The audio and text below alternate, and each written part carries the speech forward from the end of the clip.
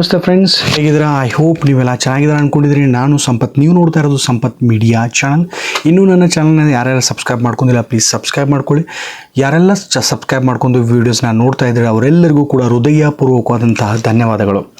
ಇವತ್ತು ನಾನು ಒಂದು ಇಂಪಾರ್ಟೆಂಟ್ ಆದಂಥ ವಿಚಾರ ಬಗ್ಗೆ ಅಥವಾ ಮಾಹಿತಿ ಬಗ್ಗೆ ನಿಮಗೆ ಹೇಳಬೇಕಂತ ಈ ವಿಡಿಯೋಸ್ನ ಮಾಡಿದ್ದೇನೆ. ಪ್ಲೀಸ್ ಕೊನೆವರೆಗೂ ಎಲ್ಲೂ ಸ್ಕಿಪ್ ಮಾಡದೆ ಪೂರ್ತಿಯಾಗಿ ವೀಡಿಯೋಸ್ನ ನೋಡಿ. ನೀವು ಥಂಬ್ನೇಲ್ ನೋಡಿದ ಹಾಗೆ ಬಿ ಪಿ ಎಲ್ ಕಾರ್ಡ್ ಹೊಂದಿರುವ ಮಹಿಳೆಯರಿಗೆ ಗುಡ್ ನ್ಯೂಸ್ ಅಂತಲೇ ಹೇಳ್ಬೋದು. ಸಿಗಲಿದೆ ಅವರಿಗೆ 6,000 ರೂಪಾಯಿ ಸಹಾಯಧನ. ರಾಜ್ಯ ಸರ್ಕಾರ ಮಾತೃಶ್ರೀ ಯೋಜನೆಯ ಮೂಲಕ ಗರ್ಭಿಣಿ ಮಹಿಳೆಯರಿಗೆ ಆರ್ಥಿಕ ಸಹಾಯವನ್ನು ನೀಡುತ್ತಿದ್ದು, ಈ ಯೋಜನೆಗಳ ಅರ್ಜಿ ಸಲ್ಲಿಕೆ ಆಗಿರಬಹುದು, ಅರ್ಹತೆಗಳಾಗಿರ್ಬೋದು, ಅದರ ಜೊತೆಗೆ ಪ್ರಮುಖವಾದಂಥ ಮಾಹಿತಿಗಳನ್ನು ಈ ವಿಡಿಯೋದಲ್ಲಿ ನಾನು ನಿಮಗೆ ತಿಳಿಸ್ತಾ ಇದ್ದೇನೆ. ಸೊ ಪ್ಲೀಸ್ ಎಲ್ಲೂ ಸ್ಕಿಪ್ ಮಾಡದೆ ಪೂರ್ತಿಯಾಗಿ ವಿಡಿಯೋಸ್ನ ನೋಡಿ. ಮಾತೃಶ್ರೀ ಯೋಜನೆ ನೀವೆಲ್ಲರ ಕೇಳಿರ್ಬೋದು, ಸಾಕಷ್ಟು ಜನ ಇದನ್ನು ಮಾಡಿಸಿಕೊಟ್ಟಿರ್ಬೋದು.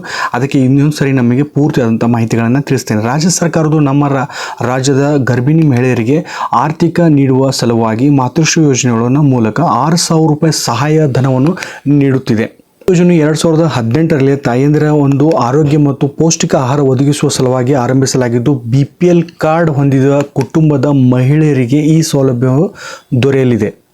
ಈ ಒಂದು ಮಾತೃಶ್ರೀ ಯೋಜನೆಯ ಪ್ರಮುಖ ಉದ್ದೇಶ ಅಂತಂದರೆ ಏನಂದರೆ, ಈ ಯೋಜನೆಯ ಪ್ರಮುಖವಾದಂಥ ಉದ್ದೇಶ ತಾಯಂದಿರ ಒಂದು ಆರೋಗ್ಯ ಮತ್ತು ಪೌಷ್ಟಿಕತೆಯನ್ನು ಒದಗಿಸುವುದು ಮತ್ತು ತಾಯಂದಿರ ಮತ್ತು ಶಿಶು ಮರಣ ದರವನ್ನು ಕಡಿಮೆ ಮಾಡುವಗೋಸ್ಕರ ಈ ಯೋಜನೆ ತಂದಿದ್ದು, ಈ ಯೋಜನೆ ಮೊದಲೆರಡು ಬಾರಿ ಗರ್ಭಧರಿಸಿದ ತಾಯಂದಿರಿಗೆ ಮಾತ್ರ ಲಭ್ಯವಿದ್ದು, ಗರ್ಭಿಣಿ ಮಹಿಳೆಯರಿಗೆ ಒಟ್ಟಾರೆ 6,000 ರೂಪಾಯಿ ಸಹಾಯಧನವನ್ನು ಕಂತು ಅಂದರೆ ಇನ್ಸ್ಟಾಲ್ಮೆಂಟ್ ರೂಪದಲ್ಲಿ ಪ್ರತಿ ತಿಂಗಳ ಅಂತ ರೂಪದಲ್ಲಿ ದೊರೆಯಲಿದೆ.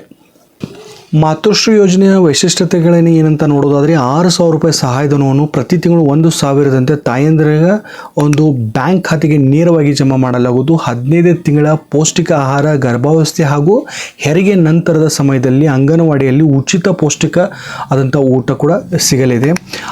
ಸಹಾಯಧನವು ಯಾವುದೇ ಮಧ್ಯವರ್ತಿಗಳ ಇಲ್ಲದೆ ಅಂದರೆ ಮಿಡಿಯೇಟರಿ ಇಲ್ಲದೆ ನೇರವಾಗಿ ಫಲಾನುಭವಿಗಳಿಗೆ ಬ್ಯಾಂಕಿಗೆ DBT ಮುಖಾಂತರವಾಗಿ ಖಾತೆಗೆ ಜಮಾ ಮಾಡಲಾಗುವುದು. ಬಡತನ ರೇಖೆಗಿಂತ ಕಡಿಮೆ ಇರತಕ್ಕಂಥ BPL ಕಾರ್ಡ್ ಹೊಂದಿದ ಕುಟುಂಬದವರಿಗೆ ಮಾತ್ರ ಈ ಯೋಜನೆ ಲಭ್ಯವಿದ್ದು, ನೆನಪಿರಲಿ.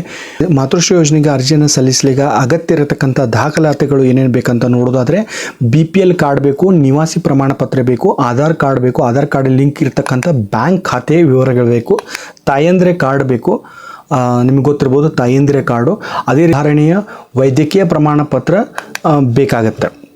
ಯೋಜನೆಗೆ ಅರ್ಜಿ ಸಲ್ಲಿಸುವುದು ಹೇಗೆ ಅಂತ ನೋಡೋದಾದರೆ, ಈಗ ಆಲ್ರೆಡಿ ನಿಮಗೆ ಹೇಳಿದಂಥ ಅಗತ್ಯವಿರತಕ್ಕಂಥ ದಾಖಲಾತಿಗಳೊಂದಿಗೆ ಹತ್ತಿರದ ಒಂದು ಅಂಗನವಾಡಿ ಕೇಂದ್ರಕ್ಕೆ ಭೇಟಿ ನೀಡಿ ಅರ್ಜಿ ನಮೂನೆಯನ್ನು ಪಡೆದುಕೊಂಡು ಅಗತ್ಯಕ್ಕಿರತಕ್ಕಂಥ ದಾಖಲೆಗಳನ್ನು ನಮೂದಿಸಿ ಬಳಿಕ ಅಂಗನವಾಡಿಯ ಮೇಲ್ವಿಚಾರಕರಿಗೆ ಅರ್ಜಿಯನ್ನು ಸಲ್ಲಿಸಿ ಅರ್ಜಿಯನ್ನು ಅನುಮೋದನೆಯಾದ ಬಳಿಕ ಸಹಾಯಧನಗಳನ್ನು ಕಂತುಗಳಾಗಿ ರೂಪದಲ್ಲಿ ನಿಮ್ಮ ಬ್ಯಾಂಕಿಗೆ ನೇರವಾಗಿ ಜಮಾ ಮಾಡಲಾಗುವುದು.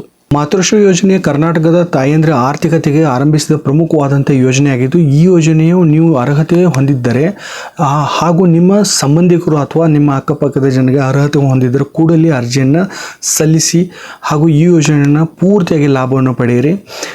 ಇನ್ನೂ ಹೆಚ್ಚಿನ ಮಾಹಿತಿ ನಿಮಗೆ ಬೇಕಾದರೆ ಹತ್ತಿರದ ಒಂದು ಅಂಗನವಾಡಿ ಕಚೇರಿಗೆ ಭೇಟಿ ನೀಡುವ ಮೂಲಕ ಸಂಪೂರ್ಣವಾದಂಥ ಮಾಹಿತಿ ಪಡೆದು ನಂತರ ಈ ಯೋಜನೆ ಅರ್ಜಿಯನ್ನು ಸಲ್ಲಿಸಿ ಅಂತ ಹೇಳ್ತಾ ಸೊ ಫ್ರೆಂಡ್ಸ್, ಇದಾಗಿತ್ತು ಮಾತೃಶ್ರೀ ಯೋಜನೆ ಕಂಪ್ಲೀಟ್ ಆದಂಥ ಮಾಹಿತಿ. ನಿಮಗೆ ಐ ಹೋಪ್ ನಿಮಗೆ ಎಲ್ಲರಿಗೂ ಇಷ್ಟ ಆಗಿದೆ ಅಂತ ಅಂದ್ಕೊಂಡಿದ್ದೀನಿ. ಯಾರೆಲ್ಲರಿಗೂ ಇಷ್ಟ ಆಗಿದೆ ಪ್ಲೀಸ್ ಲೈಕ್ ಮಾಡಿ, ಸಬ್ಸ್ಕ್ರೈಬ್ ಮಾಡಿ. ಮತ್ತೊಂದು ವಿಡಿಯೋದೊಂದಿಗೆ ಇನ್ಫಾರ್ಮೇಷನ್ ವಿಡಿಯೋದೊಂದಿಗೆ ಮತ್ತೆ ಭೇಟಿ ಆಗ್ತೀನಿ. ಅಲ್ಲಿವರೆಗೂ ಕೂಡ ನೀವು ಸಂಪತ್ ಮೀಡಿಯಾ ಚಾನಲ್ನ ಸಬ್ಸ್ಕ್ರೈಬ್ ಮಾಡಿ ಪೂರ್ತಿಯಾದಂಥ ವೀಡಿಯೋಸ್ಗಳನ್ನು ನೋಡಿ ಅಂತ ಹೇಳ್ತಾ ನಮಸ್ತೆ.